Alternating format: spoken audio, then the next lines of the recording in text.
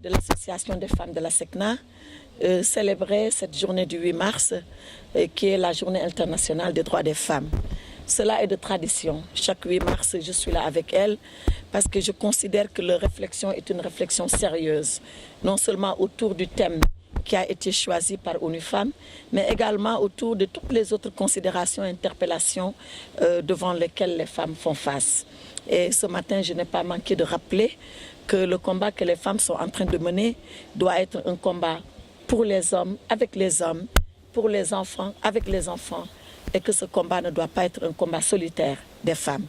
En rappelant seulement quelques chiffres pour montrer l'ampleur de la tâche qui est devant nous. Rappeler qu'il nous faut 202 ans pour que l'égalité soit consacrée entre les hommes et les femmes. C'est beaucoup d'années.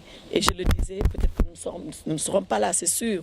Nos filles non plus ne seront pas là, nos petites filles, peut-être nos arrière-petites filles. Mais notre devoir et notre responsabilité, c'est d'engager ce combat-là jusqu'au bout. Elles prendront le relais par la suite. L'autre chiffre, c'est de voir qu'entre les hommes et les femmes, il y a un écart dans le traitement salarial de 26%. Cela veut dire qu'à poste de responsabilité identique, cela veut dire qu'à compétence égale, les femmes ont 26% de moins de salaire que les hommes. Nous devons également combattre pour cela parce que c'est aussi une égalité qui doit incomber et dont les femmes doivent bénéficier. Le troisième chiffre, c'est de rappeler que les 30% des femmes sont battues. C'est beaucoup. Elles sont battues par leur mari, elles sont battues par leurs frères, elles sont parfois battues par leur père, parfois par leurs propres enfants. Et que cela est quelque chose de dégradant et d'humiliant pour les femmes. Nous devons également nous battre contre cela. Dernier chiffre qui est important.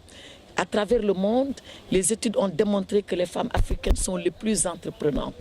Quand on parle d'entrepreneuriat féminin, c'est les femmes africaines qui sont en tête. Je pense que c'est un chiffre qui nous interpelle.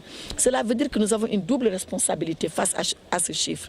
La première responsabilité, c'est d'aider les femmes dans leur volonté d'entreprendre. Je crois que c'est important de leur donner les moyens autour de l'économie solidaire, que nos États eux-mêmes soient conscients de cette capacité formidable que les femmes africaines ont à se lancer dans l'entrepreneuriat pour pouvoir les soutenir. La deuxième responsabilité que nous avons, c'est de faire de telle sorte que ces femmes soient organisées pour que cet entrepreneuriat soit structuré, bref, qu'elles sortent de l'informel. Que ça soit un entrepreneuriat formalisé pour gagner le plus de revenus et pouvoir participer au développement de nos pays respectifs. Parce que ma forte conviction, et là les études l'ont démontré, et je terminerai par là, c'est que ce sont les femmes qui portent le destin de ce continent. Plus elles s'engageront dans la voie du développement, plus elles travailleront, plus on leur donnera les capacités juridiques, physiques, économiques de pouvoir le faire, plus l'Afrique s'en sortira et au plus vite et au mieux.